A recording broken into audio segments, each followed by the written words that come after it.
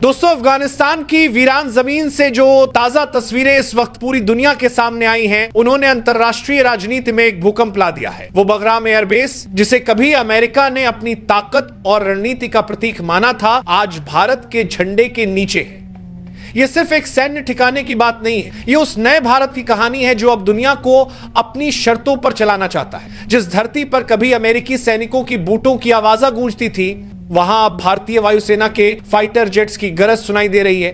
यह वो पल है जिसने वॉशिंगटन से लेकर इस्लामाबाद तक सबको हिला दिया है। दरअसल पिछले कुछ महीनों से चर्चा थी कि तालिबान भारत को बगराम एयरबेस सौंप सकता है, लेकिन दुनिया को इस बात का अंदाजा भी नहीं था कि भारत इतनी तेजी से कदम उठाएगा। अफगानिस्तान की राजनीति में भारत की यह सबसे बड़ी चाल मानी जा रही है। भारत ने ना तो कोई घोषणा की, ना कोई बयान दिया, बस एक दिन तस्वीरें आई और सब कुछ बदल गया। बगराम के आसमान में भारतीय फाइटर जेट्स गड़गड़ाए और उसी वक्त पूरी दुनिया ने महसूस किया कि अब एशिया का खेल बदल चुका है।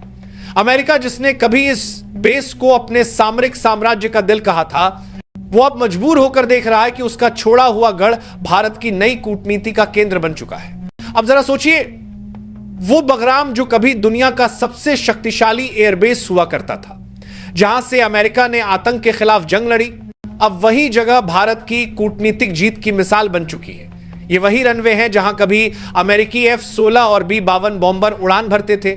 आज वहां भारत के सुखोई और तेजस अपने पंख फैला रहे हैं। ये वो ऐतिहासिक बदलाव है जो आने वाले दशकों में दक्षिण एशिया की शक्ति संतुलन को पूरी तरह से बदल देगा। भारत की इस चाल ने सबसे ज्यादा झटका पाकिस्तान को दिया है।